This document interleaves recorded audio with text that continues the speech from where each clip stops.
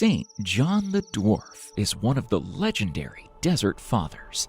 As a young man, he decided to go to the monastic wilderness of Skeet in Egypt. There, he would pass his whole life in prayer and manual labor. John was born in the year 339 in the town of Thebes, Egypt. He was raised in poverty, and he decided to move into a monastery in the desert, along with his older brother, Daniel. As you could guess by John's name, he wasn't a very tall person. In addition to being short in height, he was also short-tempered and proud of himself. In the desert, they were under the tutelage of St. Pompo.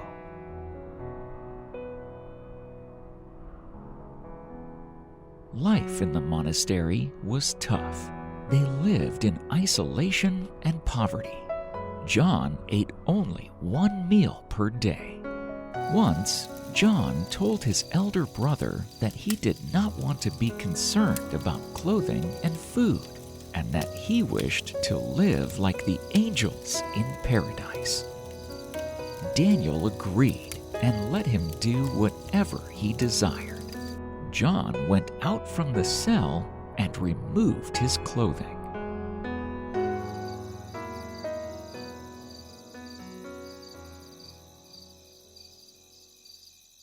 It was very cold at night, and after a week, John became hungry. That night, John went back to the monastery and began to knock on the door of the cell. "Who is it?" Daniel asked. "It is I, your brother John." Daniel replied, "John has become an angel and is no longer among men." John continued to knock, but Daniel would not let him in until morning. Daniel opened the doors, and he said, "You are a man and must work again if you want to eat." John wept bitterly, asking for forgiveness.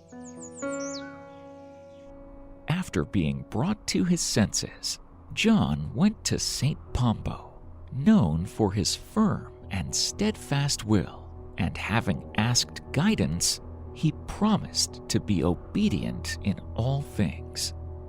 St. Pompo straightway gave John a dry stick. "Plant this in the ground," he ordered, "and water it every day." The command was a test as well as a task. John obeyed at once, without question or delay. The nearest water source was 12 miles away. Faithfully, John buried the seemingly dead piece of wood in the ground and walked back and forth, day and night, for 3 years, watering the branch. One day, John awoke to the glow of the early morning sunrise to see several small green leaves protruding from the lifeless desert soil.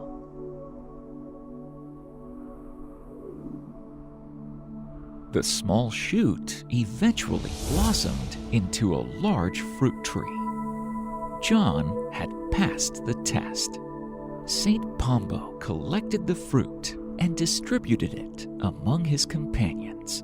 "Take," he told them, "and eat the fruit of obedience."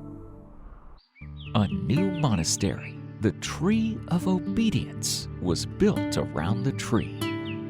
It is not surprising that such a simple soul would be single-minded in his service to God. He cared nothing for the news of the day. In fact, his focus was so intense that he was often absent-minded about worldly things. But he could spend a whole night and day without break discussing spiritual matters with another monk.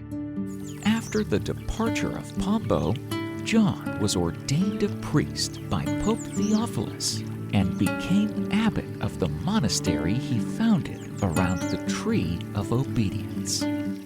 Towards the end of St. John's life, Berbers from the west raided the monastic fastness of Skeet. He led his monks across the Nile to where St. Anthony had resided and continued a life of prayer and contemplation. When they saw that his death was imminent, St. John's disciples asked him to give them one final spiritual lesson. Still too humble to want to be thought an expert, he simply said, "I have never followed my own will, nor did I ever teach another what I had not practiced myself." He soon died after, and his soul was seen carried to heaven by angels.